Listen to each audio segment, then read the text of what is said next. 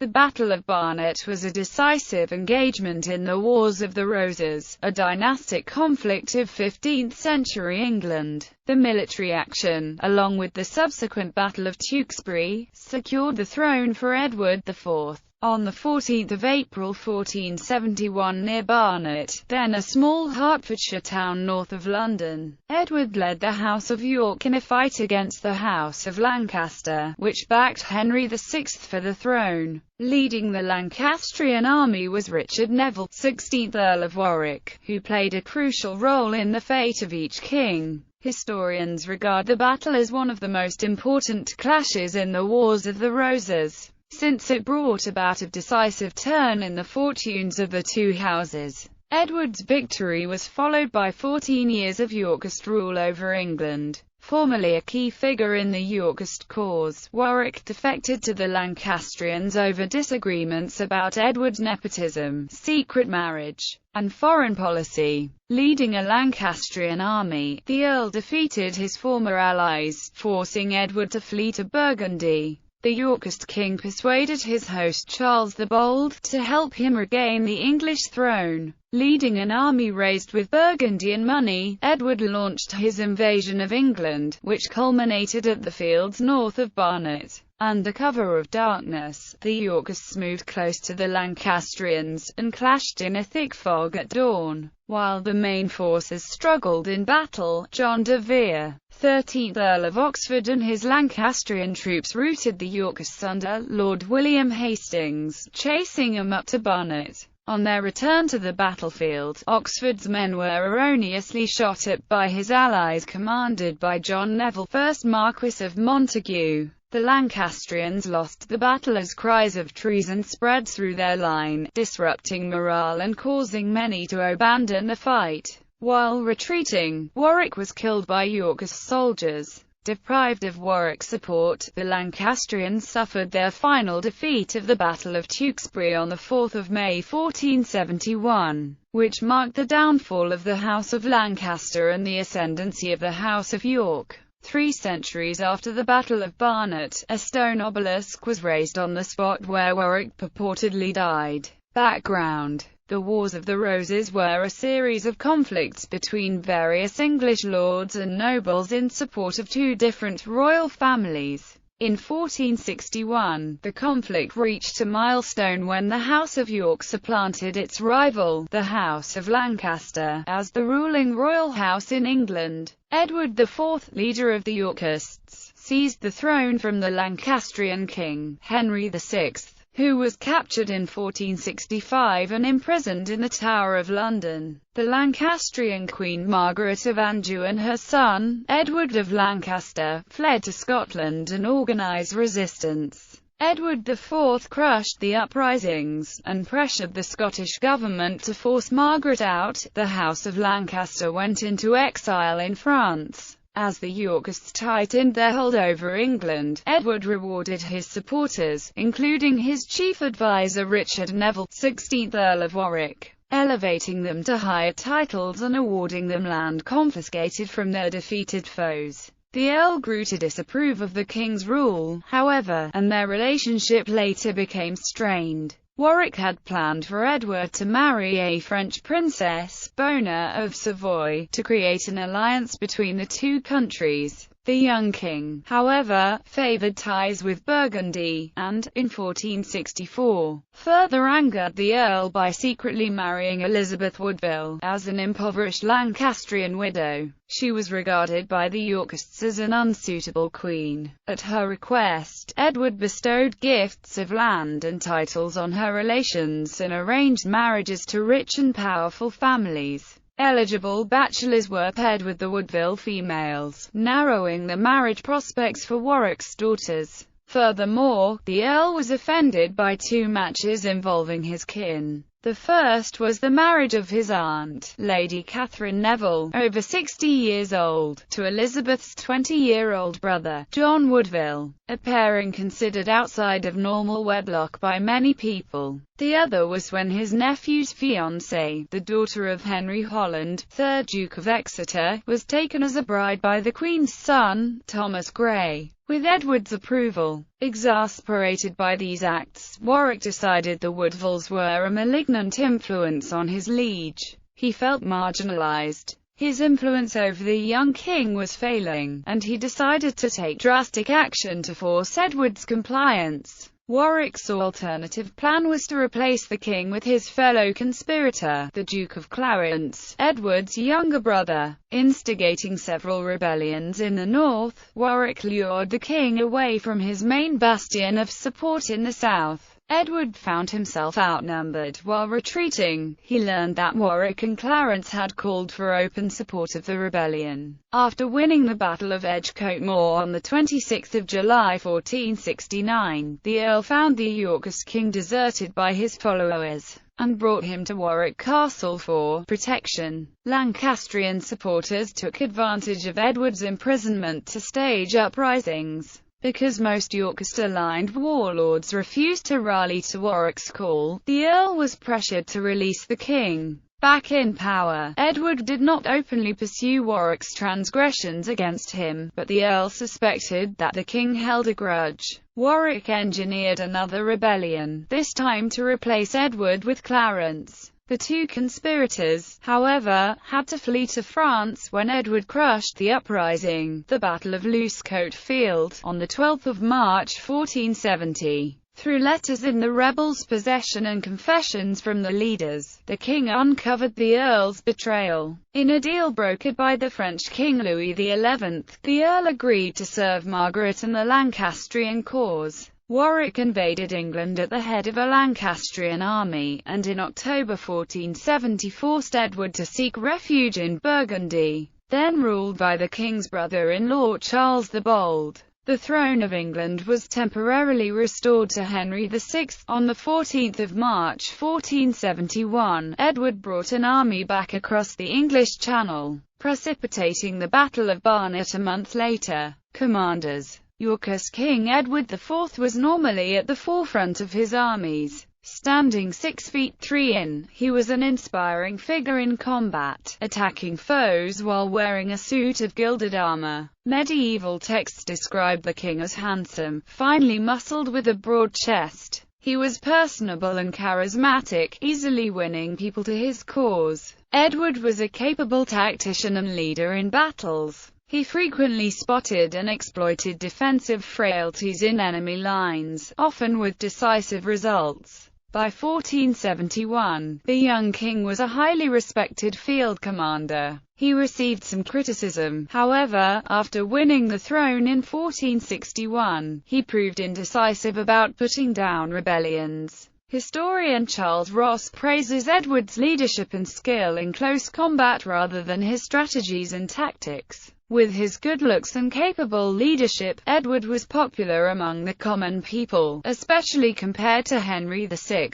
His trade policies, which aimed to expand and protect markets for English commerce, pleased local merchants, who were also won over by the young Yorkist king's personality. By 1469, Edward's groundswell of popular support had eroded away. The euphoria of a change in government had ebbed, and the people blamed Edward for failing to bring the realm of England into great popularity and rest, and allowing Yorkist nobles to go unpunished for abuses. When Edward invaded England in 1471, not many common people openly celebrated his return. Edward was joined at Barnet by his brothers, Richard, Duke of Gloucester, and George, Duke of Clarence. Unlike his eldest brother, Gloucester was slender and seemingly delicate. He was 18 years old at the Battle of Barnet, his first major engagement.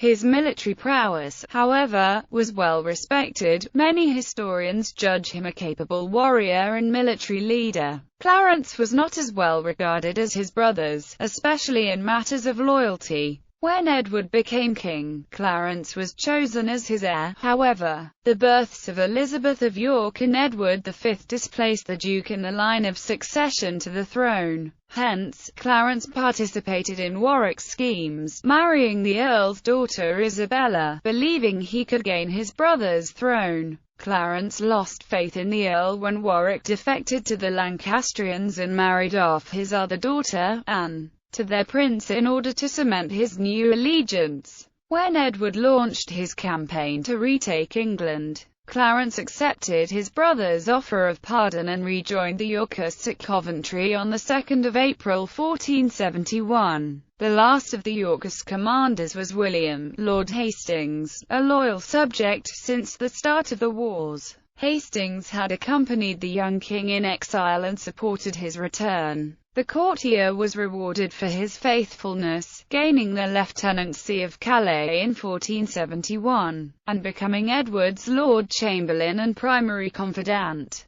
Lancastrian the Earl of Warwick had fought for the House of York since the early stages of the Wars of the Roses and alongside his cousin, Edward IV, in many of the battles. His years of loyalty earned him the trust of the Yorkists, and his victories, both political and military, and popularity with the common people made him an important figure. He had powerful influence over the line of succession, earning him the nickname, the Kingmaker. Early historians described him as a military genius, but by the 20th century, his tactical acumen was reconsidered. Philip Hay suspects that the Earl largely owed some of his victories, such as the First Battle of St. Albans, to being in the right place at the right time. Christopher Gravett believes the Earl was too defensive and lacked mental flexibility. John Neville, 1st Marquess of Montague, was less ambitious than his brother Warwick, but a more capable warrior and tactician. In 1464, he commanded a Yorkist force that turned the tables on a Lancastrian ambush at the Battle of Hedgley Moor, and launched a surprise attack at the Battle of Hexham. These victories capped Neville's extensive service in the north, and Edward rewarded him with the earldom of Northumberland, which bore substantial income. The gift was particularly gratifying for Neville. His family had experienced a deep feud with the former Earls of Northumberland, the Percys, who supported the House of Lancaster. However, in March 1470, Edward, trying to win over the Percys' support, reinstated Henry Percy to the earldom. As recompense, Neville received the grander title of Marquess of Montague. However, the lands accompanying this rank were much poorer than the estate he had lost. The new Marquess saw it as an insult, an insubstantial title that was inadequate recognition for his years of faithful service. Montague did not immediately join Warwick's rebellion. However, he defected later in the year when his brother invaded England. Not much is known about the early history of John de Vere, 13th Earl of Oxford, another Lancastrian commander. The chronicles mention little about him until the Battle of Losecoat Field. His father, the previous Earl and a loyal Lancastrian, was executed for a failed plot to assassinate Edward IV.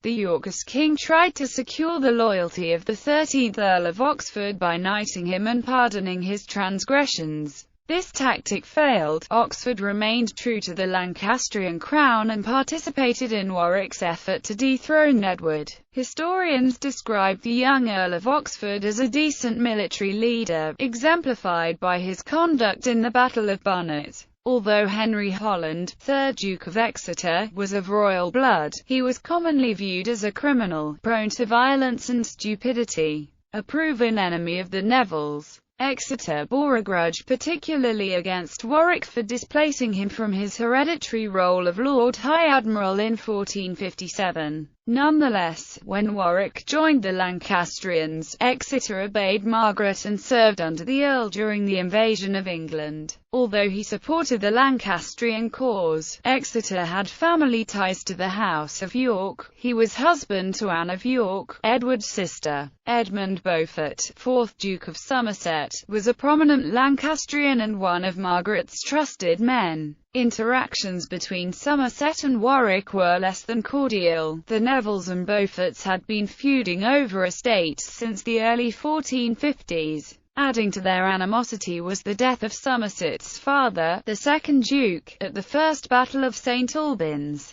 The Yorkists won the engagement, after Warwick slipped his force past the Lancastrian defence and attacked from behind. The Beauforts largely blamed the Earl for the 2nd Duke's death, Somerset is listed in early chronicles as a participant in the Battle of Barnet, however, this has been disputed. When the Lancastrians retook England, Warwick ordered the Duke to watch over Henry VI in London. Several historians, such as Ross and Anthony Goodman, agree that Somerset left London to welcome Margaret in the south. Scholar Michael Jones points out the Duke is recorded as having been in Salisbury on the day of the battle, trying to recruit townsmen for the Lancastrian cause. Historian Trevor Royal suggests that due to Somerset's distrust of Warwick, the Duke would rather await his queen and her army than voluntarily aid the Earl. Therefore, it is unlikely that he fought at Barnet. Prelude. On 14 March 1471, Edward's army landed at Ravenspurn, gathering more men as they went. The Yorkists moved inland towards York.